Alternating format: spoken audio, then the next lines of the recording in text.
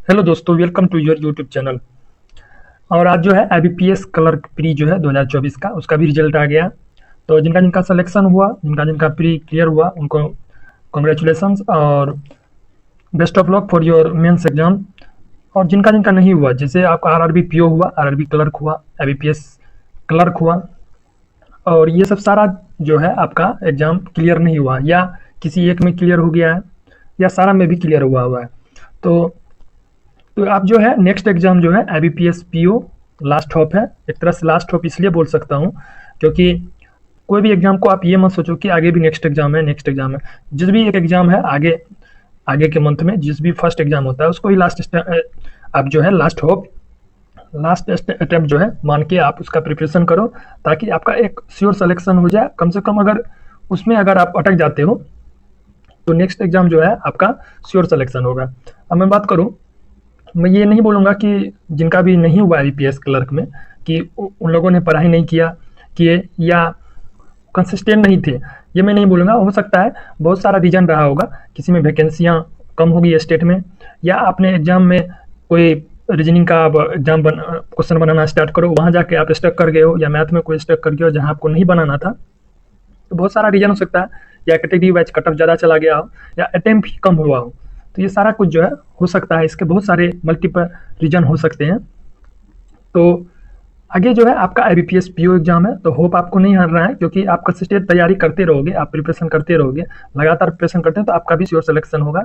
और कोई ऐसा मैंडेटरी नहीं है कि आपका RRB PO में नहीं हुआ, RRB क्लर्क में नहीं हुआ, IPS क्लर्क में नहीं हुआ तो आगे IBPS PO में नहीं हो सकता होगा।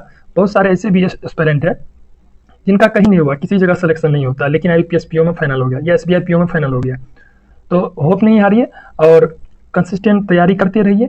और उसके बाद जो है आप कैसे आप इस प्रिपरेशन को आप थोड़ा बहुत मोटिवेट हो सकते हो, इसके बारे में जो हम लोग वीडियो में डिस्कशन करेंगे। वीडियो स्टार्ट करने से पहले जो अभी तक चैनल को सब्सक्राइब नहीं किए हैं, सब्सक्राइब करके बेल आइकन को दबा लीजिए, ताकि इस तरह के जो नोटिफिकेशन है वो आप तक पहुंच जाए। यहाँ वैकेंसी का भी अपडेट इस चैनल पर आपको देखने को मिलेगा। साथ ही अगर आप टेलीग्राम चैनल पर नहीं जुड़े हैं तो टेलीग्राम चैनल पर जुड़ जाइए। टेलीग्राम व्हाट्सअप दोनों का लिंक जो है इसी वीडियो के डिस्क्रिप्शन में मिल जाएगा।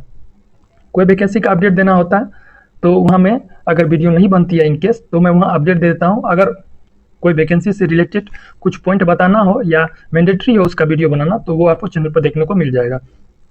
तो दोनों का लिंक जो है इसी वीडियो की डिस्क्रिप्शन में आपको मिल जाएगा। अब जो मैं आगे बात करता हूँ, तो IBPS PO का एग्जाम है जिसमें आपको प्री में मैथ, रीजनिंग, इंग्लिश देखने को मिलेगा। इसमें दो तरह के एस्पिरेंट होंगे, जो कि जिनका मेंस भी एग्जाम होगा, RRB PO, RRB क्लर्क और IBPS क्लर्क भी मेंस होगा। और जिनका एक भी एग्जाम नहीं निकला होगा उसका IBPS PO जो है उनका फर्स्ट ही होगा। तो दो तरह के एस्पिरेंट है, दोनों की मैं बारी बारी से बात करूंगा।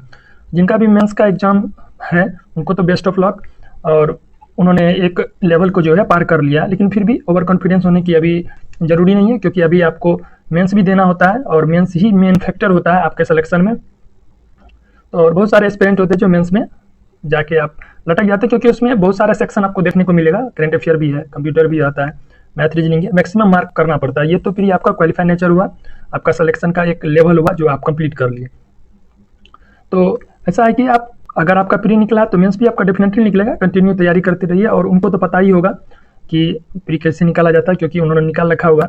बाकी मैं और जो अदर एस्पिरेंट है उनकी मैं बात करूँ तो उनका सिलेक्शन नहीं हुआ है, आगे IBPS PO है, SBI PO है, FCI भी आपको देखने को मिलेगा, LIC भी आ सकता है मे बी, तो वो भी देखने के लिए मिले। और 2025 के सारे एग्जाम वो भी है। तो आप कर सकते हो, जो बिगिनर्स है या जो 2-3 साल से तैयारी कर रहे हैं या 1 साल से तैयारी कर रहे हैं, सिलेक्शन नहीं हुआ तो उनके लिए ये वीडियो है।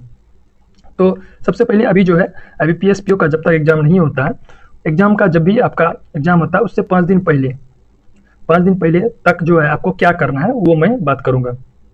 जैसे मैथ है, मैथ का आपने ऑलमोस्ट सभी सिलेबस जो है कवर कर लिया होगा, ऐसा मैं मान के चलता हूँ। तो अभी जो आपको है सुबह और शाम 2 टाइम जो है आपको मॉक देना है, फुल मॉक। कहाँ से देना है मैं वो भी बात करूँगा, या आप कर सकते हो ऐसा, एक फुल मॉक दे दो किसी टाइम, चाहे मॉर्निंग में या इवनिंग में, और बाकी टाइम जो है आप मिनी मॉक दो। मिनी मॉक बहुत सारे ऐप पर आपको मिल जाएंगे, बहुत सारे ऐप मार्केट में, किसी भी ऐप से आप जो है मिनी मॉक लगा सकते हो। फिर उसके बाद क्या करना है, फिर रीजनिंग में भी सेम चीज़ करना है आपका, यही आपको फुल मॉक मारना है, उसके बाद जो आपको मिनी मॉक मारना है।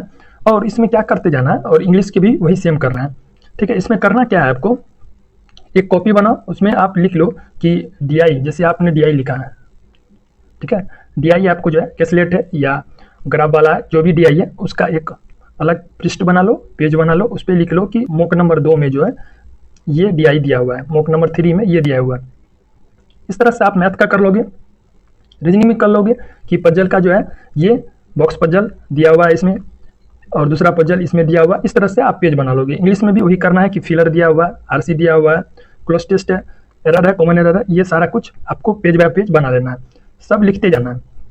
बाकी आप जो मॉक लगाते हो, मॉक में जो है आपको एनालिसिस साथ साथ करते जाना है। ठीक है, उसके बाद दोस्तों क्या करना है आपको, जैसे ही आपका ये सारा कुछ करना है, या तो आप फुल मॉक लगा लो या आप मिनी मॉक लगा लो, मतलब एक फुल तो मैं लगाना ही है, साथ में एक मिनी मॉक या 2 फुल मॉक कर लो। ठीक है, उसमें करना क्या है, फुल मॉक जैसे आपको बहुत सारे ऐप है जो कि जहाँ पे फ्री दिया हुआ है टेस्ट, वहाँ आप जाके फ्री लगा सकते हो, लेकिन फ्री सारा का सारा सब पे लगा लेना, जितना भी ऐप है सबका फ्री लगा लेना। बाकी आपने कोई परचेज कर रखा हुआ है तो उसका जो है 20 कम से कम मॉक एटलीस्ट फ्री में मिलता है, तो वो आप सारा बना लो। ठीक है, मैथ और रीजनिंग इंग्लिश तीनों में सारा कुछ सेक्शन में आप देख लो कि आप सब पेज पर लिख लो कि इस पेज पर इतना दिया हुआ, रीजनिंग में ये दिया हुआ, इंग्लिश में ये दिया हुआ, सारा कुछ। इससे होगा क्या दोस्तों, ये आप कर लोगे। फिर उसके बाद जब एग्जाम का डेट आता है, एग्जाम के डेट से 5 दिन पहले आपको 5 दिन तक, जब जिस भी टाइम आपका एग्जाम है, लाइक आपको 4 शिफ्ट में होता है, लाइक आपको 10 बजे से है आपका या 2 बजे से है आपका 3rd शिफ्ट में, उस टाइम तो आपको एक मॉक लगाना है, ये 5 दिन के ड्यूरेशन में। ठीक है, उसको आपको लगाना है मॉक, पर डे लगाना है। इस मॉक का एनालिसिस नहीं करना है, एनालिसिस नहीं करना, आपको देखना है कि मैथ में, जैसे आप टारगेट मान लो कि मैथ में आपने पर डे DI आपको कवर करना है, पर डे अर्थमेटिक कवर करना है, तो वो जो आप प्रीस कॉपी बनाए वो पेज में, उसमें देखना है कि मॉक नंबर 1 में दिया हुआ ये DI, तो वो DI फिर से मॉक खोल के उसका DI बना लिए फर्स्ट दिन, फिर उसके बाद अर्थमेटिक दिया हुआ वो बना लिए दूसरा, फिर तीसरा उसका बना लिए, फिर रीजनिंग का भी उसी तरह पजल बना लिए, इंग्लिश का भी पजल बना लिए, इंग्लिश का भी RC बना लिए। ये सारा कुछ करते जाना, और ये मॉक आपको पर डे 5 दिन लगाना है। फिर आप एग्जाम को आपको इतना पता चल जाएगा कि आप कौन सा टफ आ रहा है, कौन सा पजल टफ आ रहा है, कौन सा DI टफ आ रहा है, कौन सा अर्थमेटिक। इतना प्रैक्टिस अगर आप कर लेते हो तो आपको अनुमान हो जाएगा कि आपको कौन सा क्वेश्चन पहले अटेम्प्ट करना है, कौन सा बाद में। पहले दोस्तों हुआ करता था कि जैसे आपका अगर इंग्लिश स्ट्रांग है, आपने इंग्लिश कंप्लीट कर लिया, तो अगर आप मैथ रीजनिंग आपका वीक भी है तो आपका बैंकिंग में सिलेक्शन हो जाता था।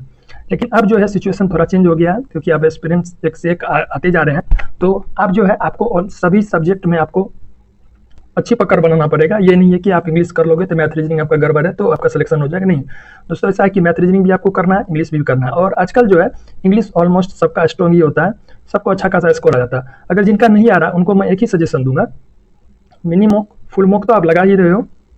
ठीक है दोस्तों, आप ना एक न्यूज चैनल है यूट्यूब पर आपको फ्री मिल जाएगा, जो ऑल इंडिया रेडियो देता है, वो आप पर डे आप जो है न्यूज़ सुनना स्टार्ट करो, 15 मिनट या 20 मिनट का होता है।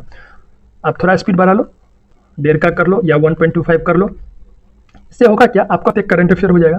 सेकंड आपका ये होगा कि इंग्लिश आप ज़्यादा स्पीड में सुनोगे तो आपका अंडरस्टैंडिंग डेवलप होगा, और इंग्लिश जो है अंडरस्टैंडिंग बेस्ड ही है बैंकिंग सेक्टर में।